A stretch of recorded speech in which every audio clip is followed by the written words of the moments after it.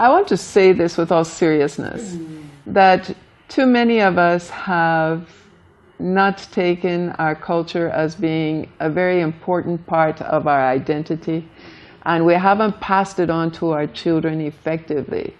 When our children were young, in fact, my husband was speaking English to him. I was the one who was teaching them in Yoruba, although probably making a lot of mistakes those days, because it's part of who they are. And it is important that, you know, we teach our children to be proud of their identity. Because if they go to the US or to the UK to live and so on, they must not forget their roots. They must not forget who they are.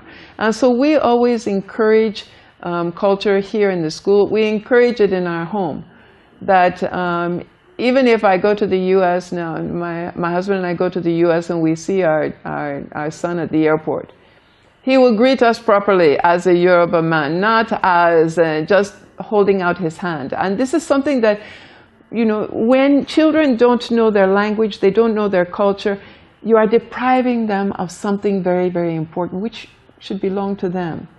And so I always encourage, I've seen children that come from a home where the mother is Yoruba, the father is Yoruba, and the child cannot even say ekaro, does not even know how to kneel down or prostrate.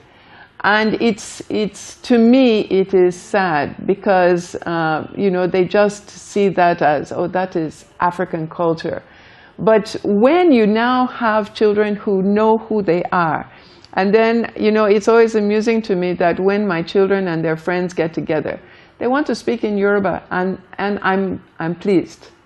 I'm very happy. Inumidu. Tori, Omo, Nigeria, Loa. So it is important that we do not deprive them of their roots. And that when, you know, even the Bible says, train up a child in the way they should go. And when they are old, they will not depart from it. Even in terms of culture, not only in godliness, which of course is very, very important, but also in culture.